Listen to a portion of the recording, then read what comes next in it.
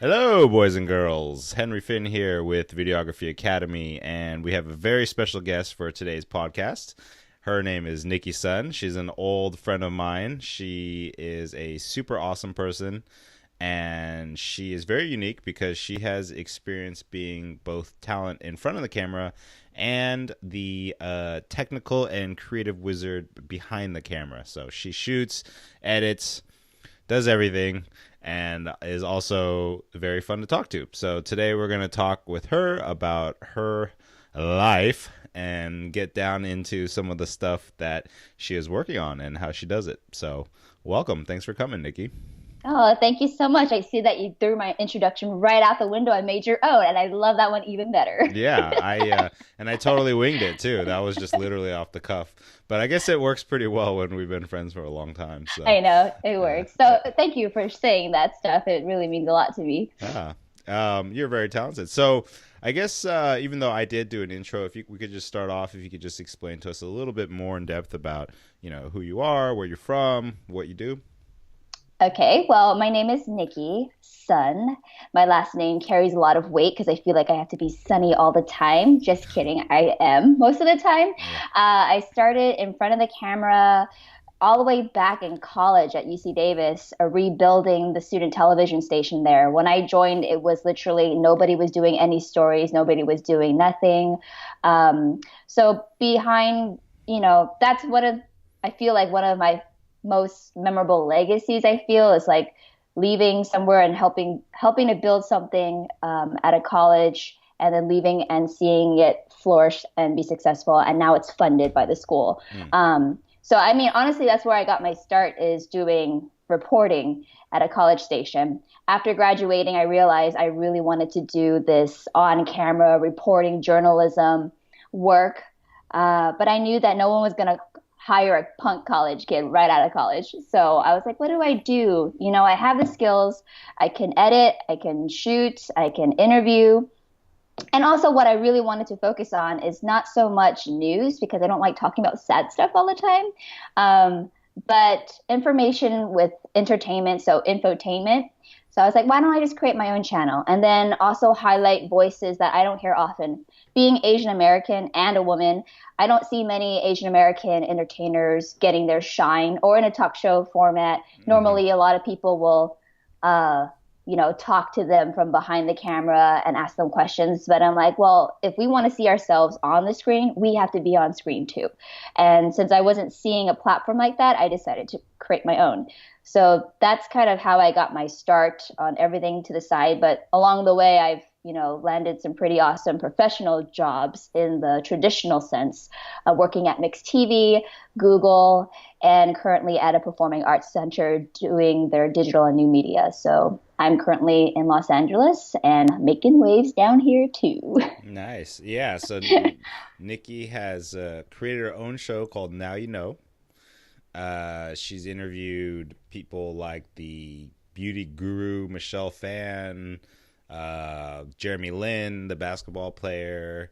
She's done stuff, produced stuff for Myx TV, Verizon, Celebrity Chef Martin Yan, Google, just to name a few. So when you started off mostly in front of camera, but were you learning how to use a camera as well, or when did that start happening? That happened almost simultaneously. I think, how do I describe this? So yeah, when I was doing hosting, I've always been fascinated with both the technical aspect. I think that what make people a great director or producer, or anytime you're leading a group of people, is knowing all the functions and all the roles before trying to do something yourself. Because how many times do we hear from people who've never done something to tell you to do something, and you're just like, hey, like that's what? So being able to learn all the roles, while also respecting the craft and giving the individuals their shine who are totally into that specific thing. I think helps, especially when you're trying to learn how to be indispensable in this industry, because there's a lot of people who want to be on camera more often than behind the camera. I've Mm. noticed that just as a female too. I mean, most of the times when people ask me to help on a set, it's like, oh, you're a female. So it's like, are you talent? Like just people assume that I'm talent. But Mm. I do love being able to hold that camera and like call the shots and frame the shot and like just, light the shot as well. So, having Although that I kind might of also physical point out growth. they might think you're talent because you look a little bit more glam than the normal crew person. So, I guess so, because there's been some times that you have to be ready in both situations. Sometimes you're yeah. on set and you're asked to be an extra. So at Mm. the end of the day, I'm not high maintenance. I, do my makeup in 5 minutes and I can either be behind the camera or on the camera. I don't need a green room. I don't need all the other stuff. But when you call me, I'm ready to answer the call in any situation. That is true, and I could testify to that because I was shooting a TV pilot, and Nikki was in a small role in that, and she played a badass, and we shot it completely guerrilla style. And because I'm completely insane, I asked her to walk down this alley in Chinatown carrying a real gun, not loaded, but I don't know if you should tell people that. it was a prop gun that looked really real. Exactly. It was a prop gun. Yeah, it wasn't a real 45, but she was walking down the street like owning it and was just really crazy too. So I could definitely testify to the low maintenance but high performance aspects. So then we'll definitely link your videos in the show notes, but I've noticed through our friendship and the years of you evolving that your shooting and editing has just been getting better and better. What gear are you typically using, and what type of situations are you using them in? Okay. Well, in terms of gear, because I know a lot of people are always asking me, like, what kind of gear do you get? And I always say it depends on what you're shooting. Hmm. I'm not shooting like 4K, like movie style kind of things. Like, if I need to shoot that, I hire someone for that, or I like rent that camera. But for everyday situations, I do a lot of event coverage, I do a lot of interviews. So I need to be able to film and make sure that it's continuous. So for me, I work a lot with the Panasonics. I started with Okay. the GH2. Yeah. Now I am working with the GH4, Hmm. looking into the GH5, but also just because I've invested so much into the lens and the interchangeable, the micro four third system. Hmm. So I really like that because it's also lighter, but Yeah. I'm able to like just put it all in a mini backpack and go. A lot of the times too, it's audio. I Yeah. think a lot of videos, um, the audio is not great. So I think you need to be able to invest in audio equipment too. But that said, I am an interviewer, so audio is important. Hmm. And tripod because that's important. Most of the time, I'm a one woman band, so going to the events, it's tripod, me, and then every other time it's run handheld. Sometimes maybe a mini gimbal on my phone, but.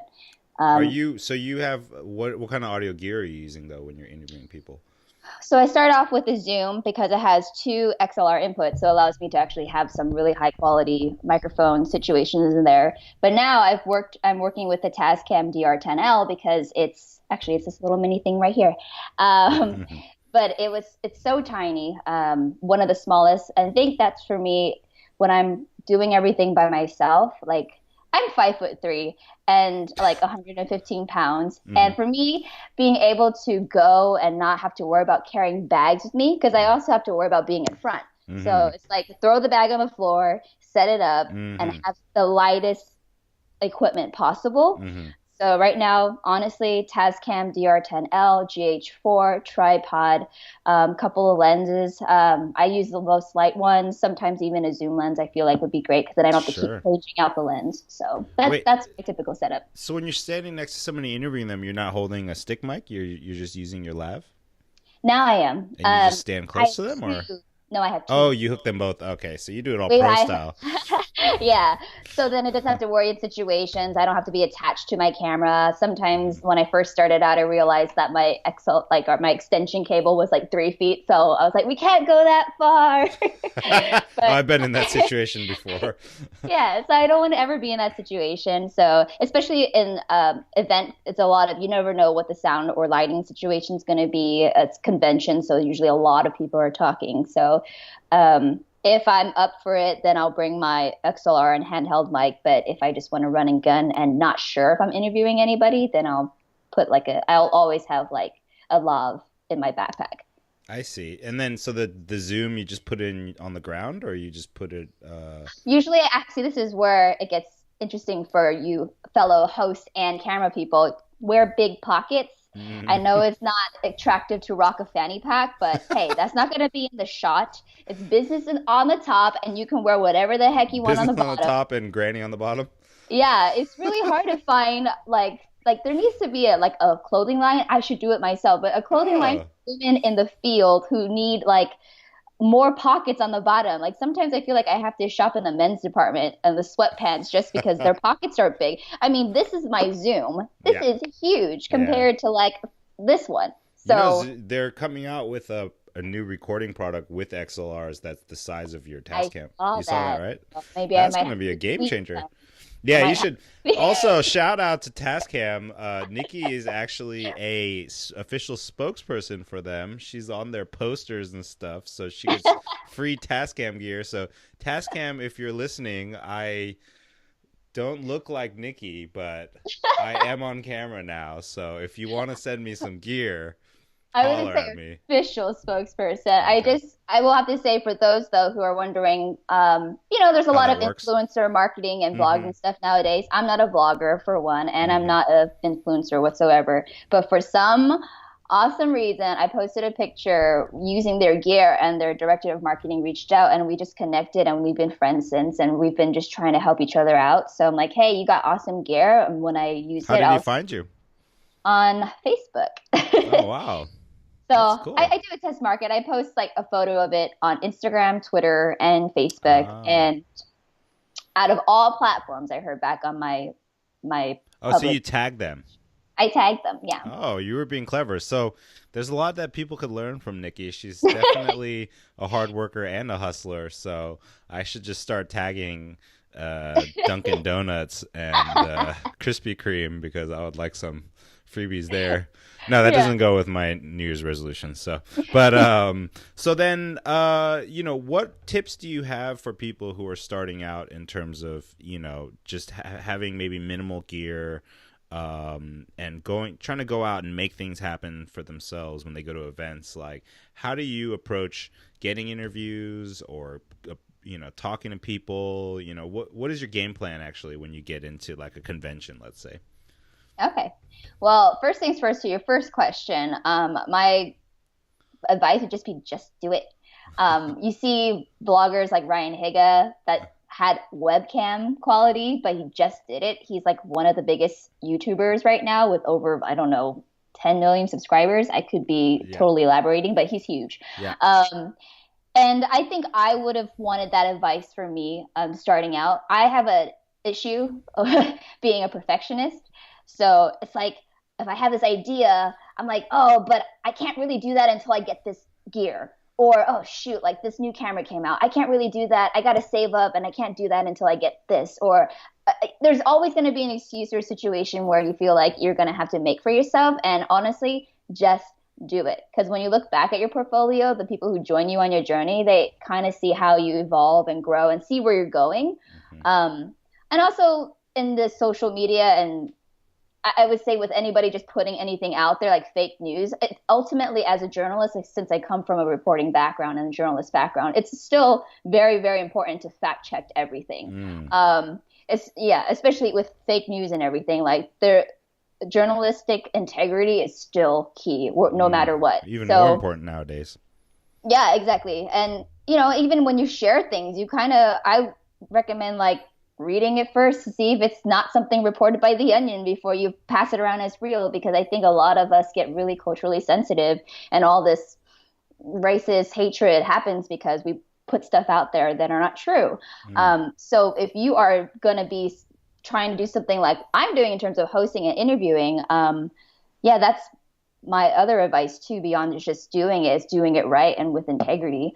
In terms of what happens when I go into a convention and in a room, there's definitely people I always research an event before, keynote speakers, the people, maybe even the sponsors that are going to be there. Always do your research, because you will impress them when you talk to that person at the end of the day and you drop like a fun fact in their bio that was maybe like the second to last paragraph, because people will always read the first and the last thing. Okay, let's just be real when you're skimming. But when you're putting out these little things like, oh, like I noticed that you were an extra on this set, but that show actually inspired me to do this, and I really loved your work. When it's about them, that's the thing about hosting. It's never about you. When you're a host, it's about the other person. So if you're trying to be a host just to be in front of the camera all the time, you need to check your priorities. But being a host is all about the other person and bringing what they are doing to the table and making sure that they look good and sound good. It's not about you. And asking the right questions to make sure that they do kind of tell what you want them to tell. Sometimes you feel like you have to play dumb a little bit, but you do that in order for the other person to shine. Got it. And what is your no, that's amazing advice. So what is your technical game plan though? Do you get the B-roll out the way first? Do you go look for interviews? Are you mixing it up? Do you have kind of like a blueprint that you follow? Ooh, it's different for every event. Like for instance, okay, this last show I went to NAMM. I honestly didn't know if I was gonna do a cover story or not. It was my first time, so I honestly wanted to it was overwhelming for me. So I just wanted to intake without having to worry about getting the shot all the time. But I was like, well, while I go throughout the convention, I'm just going to shoot stuff that I think is cool. And then I found out on Instagram that my former high school classmate, who's now DJ, shout out to DJ Miles Medina, was spinning at Roland. Yeah. I was like, turning? I'm like, no, spinning. I was spinning on the ones and twos at Roland at a certain time. So I was like, okay, so that gave me a time. It's like, okay, who do I know that I want B-roll shot of? And I'm like, you know what? I'm going to do a separate segment for my Now You Know interview show while I do event coverage. So that helped me plan out the rest of the time. So I'm like, okay, 3:00, I'm going to be filming B-roll of him spinning. And then afterwards, we agreed to do like an interview for Roland out after that. So I was like, okay, B-roll first, do what I can, meet back at Roland, get B-roll of him, and then afterwards have the interview. And then I was like, well, the light looks, I always like to do a stand-up. So I try to do it with an established shot, but usually I don't want to do it first thing in the morning because sometimes you get a little nervous. Yeah. You're not ready. There's not enough people to show that there was a lot of people at this place. So normally I like to do my stand-up after I've gotten to get a feel of the place and also interview people, because then I understand what the event is truly about before like making any assumptions beforehand. Mm-hmm. Cool. Yeah. And so, by the way, for people who don't know, a stand-up is when a reporter or a host is doing like intros or outros, basically just solo monologues in front of the camera, usually holding a microphone, standing in front of a building or something like that. I don't know if that's why they call it a stand-up, but and for me, when I go to events, you brought up a good point in terms of a schedule, is like, so I'll do my research as well. I'll also look at key events like workshops or speakers that are going on, and I might block out those periods of time first. And then I try to chunk my time where I'm doing all B-roll for like an hour and then interviews, just because I like to have them all in one place if possible. However, when you are at an event, you have to also be ready. If you see somebody you want to interview, you got to just grab them, And one thing you said earlier, which I thought we should expand upon, is about, your story about how as you're shooting and growing, you might start with basic gear, but, people are going to be watching you. And then as you grow in your career,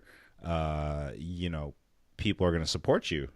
So can you talk a little bit more about the power of kind of telling a continuous story, sharing your life and what your journey's kind of been like? Because you also do have stuff on YouTube, so you're not Yeah, like, I think in the YouTube started back in 2005. I joined the game kind of late. I feel like if I started earlier, I would have definitely built a bigger following. However, what has helped me with that, starting off with, you can't really afford a lot of expensive gear. At least I couldn't, starting out. But regardless, I would make that work. So you have to kind of push out the noise of what people are like, oh, you got to get this gear or you got to get this next camera in order to do something. But you'll meet a lot of people who say that but have no work to show for it. So I'm sorry if you're all talk and like no work. So I would rather shoot things and build up, because at the same time you're also networking. You might not be shooting on a red, but at the same time I just landed an interview with Jeremy Lin, and we were just chilling on a couch talking behind the scenes when I was hosting Collaboration in San Francisco, and he was a guest judge. So that was an opportunity that I saw and, made that happen. Talked to the team at Collaboration, like, hey, I know he's going to be in the green room, like in between sets or like during intermission. Can I do like a 5-minute interview? And that's the thing. When you're asking for interviews, for those of you who want to start this interview journey, you got to kind of talk to the fact that you're professional, it's going to be fun, or something different about why they would want to be interviewed. You're not going to tell them like, oh, I'm going to spill his deepest, darkest secrets. That's not how you're going to get in the room. And also it's time. Understanding that time is very valuable. So not feeling like it's going to be a half an hour segment, it's like, it's going to be like 5 minutes. And then you kind of go with the flow, but you also honor that. You honor that time. So if it's at 5, then it's like, okay, great. And they trust you again. And sometimes they'll even share it for you. But I would say onto that just anecdote, that has been my, I guess, most viewed interview so far at like almost 500,000 views.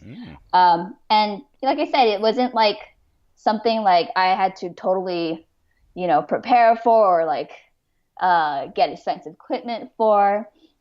It's just something that, it happened. And sometimes there's just beauty in just being able to just do it. That's why I say, like, my biggest advice is just do it.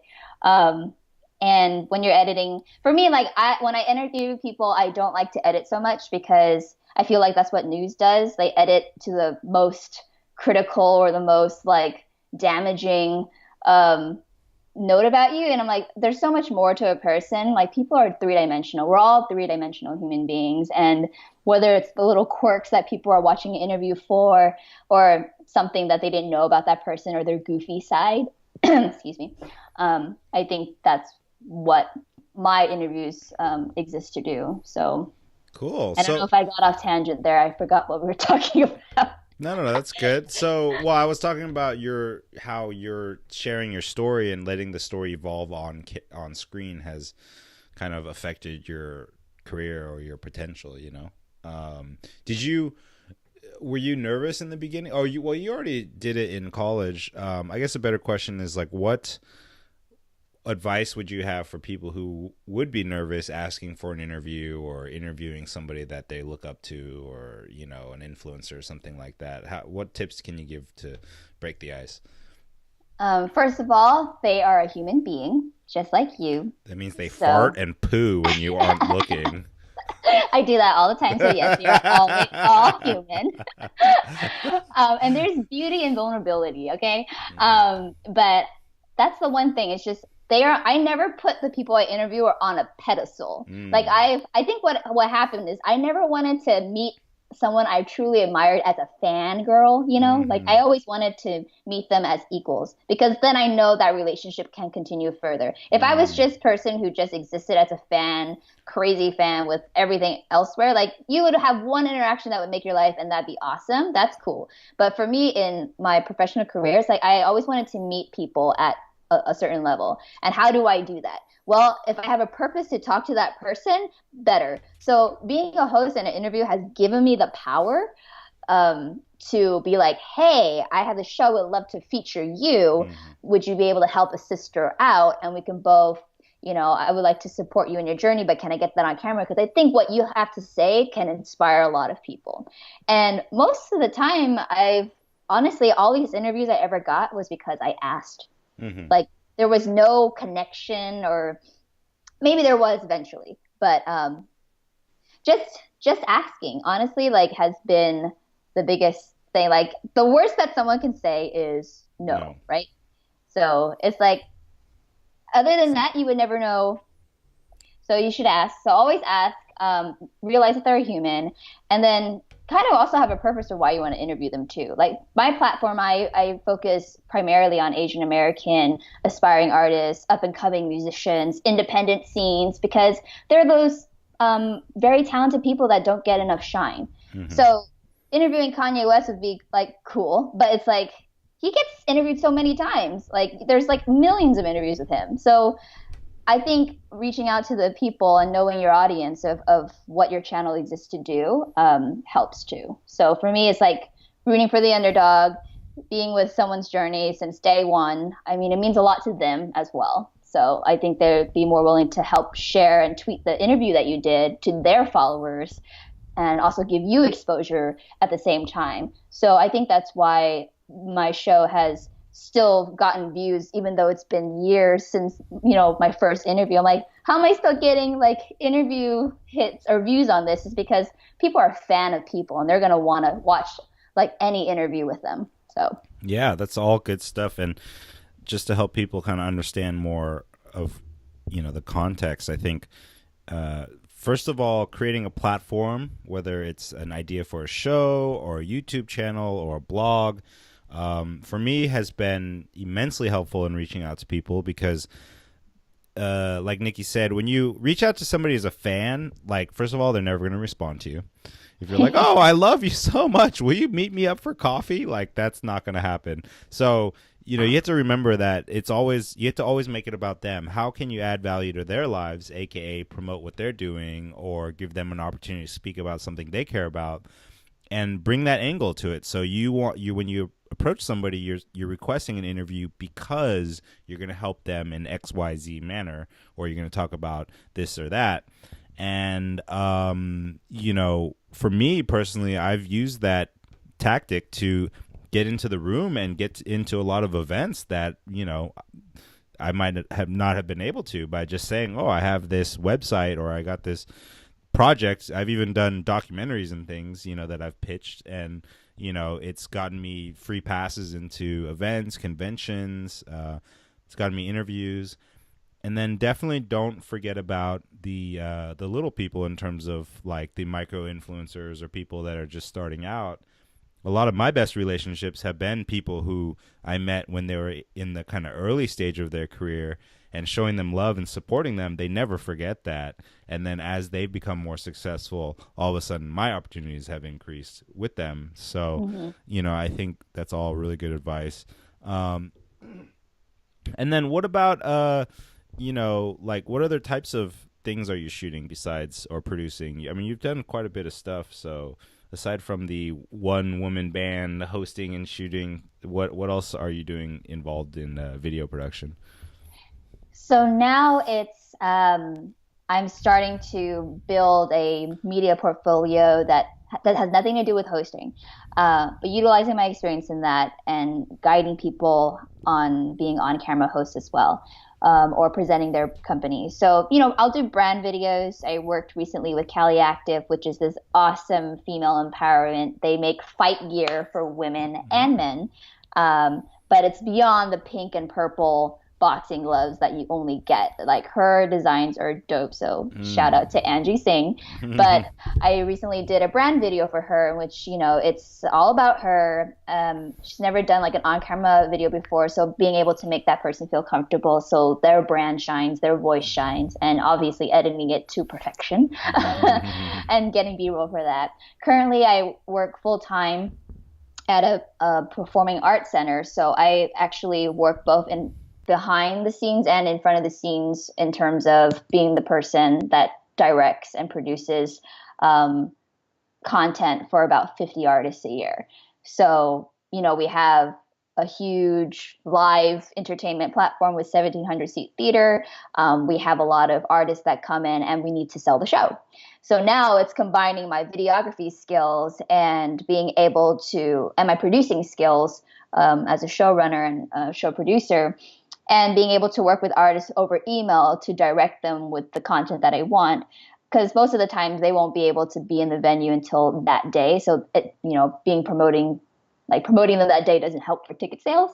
So being smart about how to work with them and sending video content over, sending it to me so I edit and put it up, and we back it up with paid advertisement on Facebook, because it's a huge market nowadays is digital marketing. Another instance that some of my favorite shoots have happened in the shoot though. So when we do have the artist in venue like months before, we get to do really cool things with them. So I shot a commercial-esque for this amazing flamenco dancer, Layla Burkim. And I'm like, I've never shot like someone dancing before. And I'm like, why don't we do something cool? Like, why don't you dance in our lobby? So it promotes the lobby, not only you, but our venue. Like, come see the show in this beautiful venue. And she's doing what she does, her art form flamenco, throughout our lobby. So that was a very, very well-received video. And so just being able to produce content and then hearing the artist say like, wow, this is like the coolest video I ever have done, like, of myself. Like, I want to share this every time. And every time they share it, they're going to be like, oh, who shot that video? Then they'll, drop your name. So it's been really fun being able to work with several artists across multiple disciplines, whether that's an orchestra or like Serge Tankian or, musical stars, or being in the studio or rehearsals for behind the scenes stuff. It's just being able to always be around art, entertainment. I feel like that has been my niche like throughout my career. So wherever it takes me next, like, I feel like everything I've done in the past has always built me up and geared me up for the next thing I decide to do. So, and then what about post-production? What are you editing with, and do you use any plugins? What kind of stuff are you doing to create your Sure. Yes. I use Final Cut. So I started Avid. I used Avid before when I used to intern at the CW. So that was my first kind of look into editing. But most of the time, the basic functionalities are you can kind of translate that across like most editing platforms. I stuck with Final Cut because it's something that I felt like I didn't have to like keep paying monthly for. I know like right now on a cloud Premiere, you have to almost pay like, is it like $19.99 a month to have that? Mm-hmm. So I was like, well, I want to be able to edit wherever I go. So I stuck with Final Cut. Obviously with Final Cut, because it's such a larger software, there's plugins. So I've definitely gotten plugins for like my lower thirds, Lino effects. I love that. Their transitions are a lot smoother, and I love them a lot. I mean, it's definitely worth the money, because it's something you can use throughout all your projects.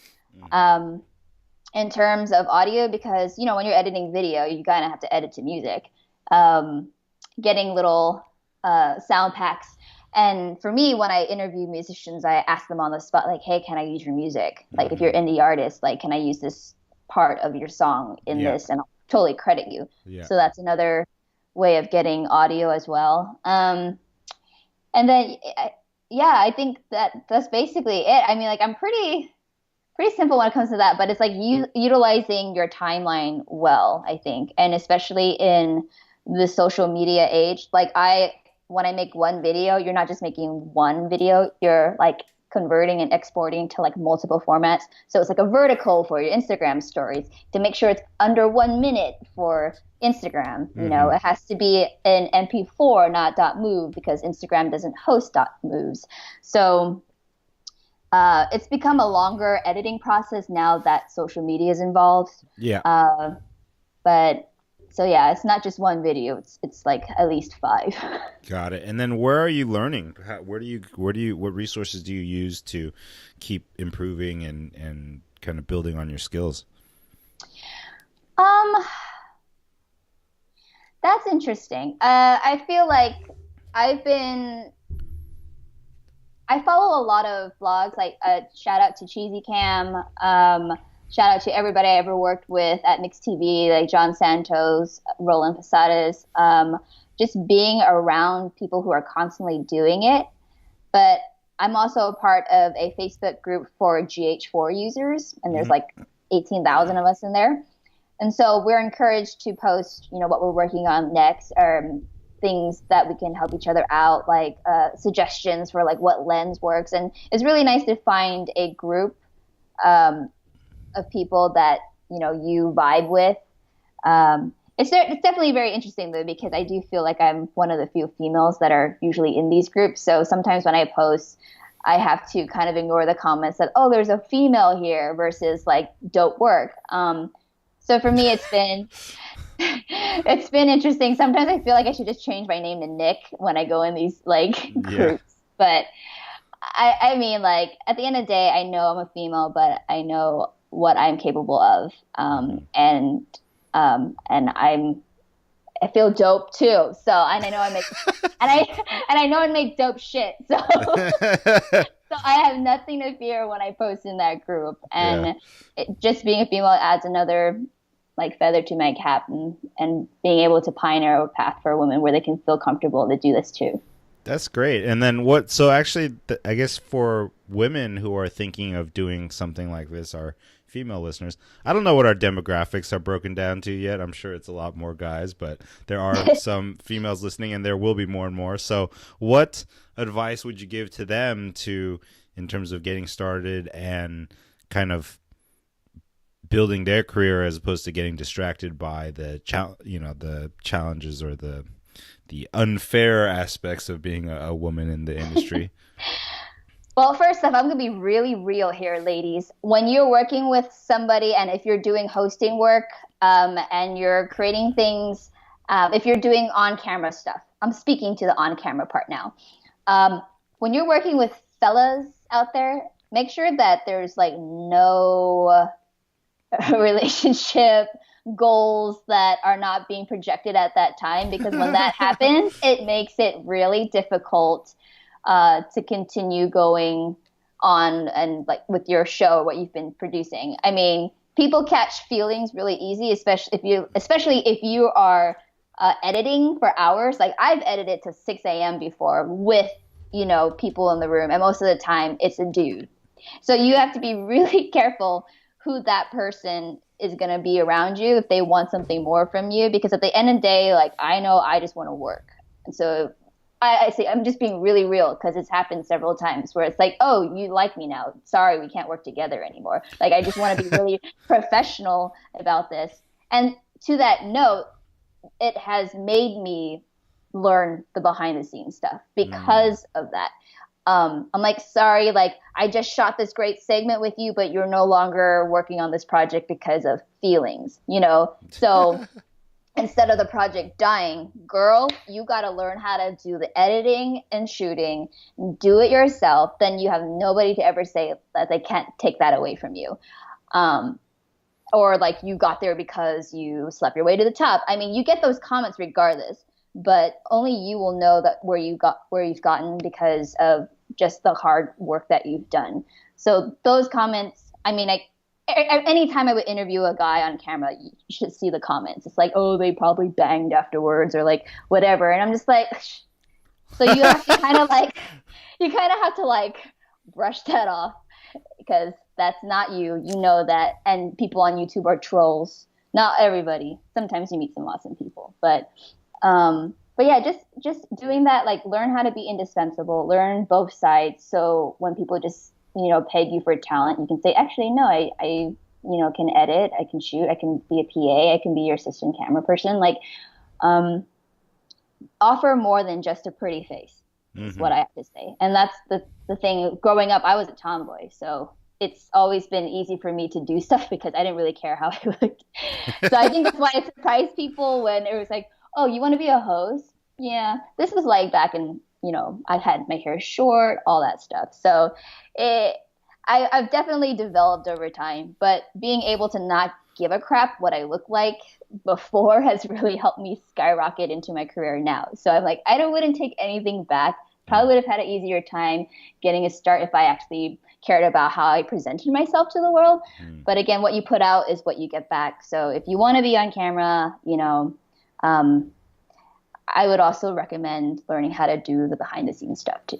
I think I met you when you were transitioning from tomboy to less tomboy, and I think I remember talking to you about that, like learning to put your makeup on and stuff like that, and just like Oh my it gosh, was that's like a why I new was thing. like, that's why I interviewed Michelle Phan. I was like, girl, you've changed my life. You're funny.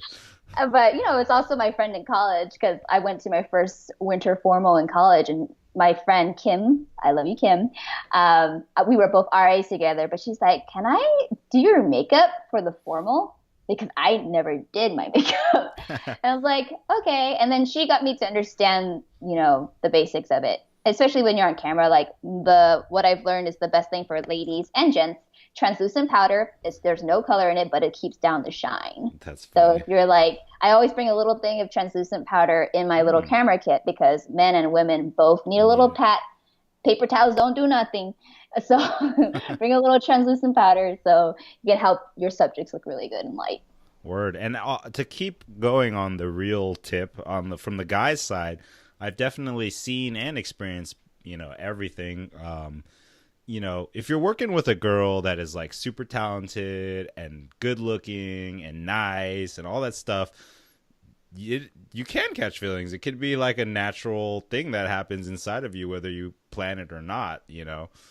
Obviously, there's the guys that are more like douchebags or something, where they're just like they have a hidden agenda from the beginning or something. But those are like more slimy people.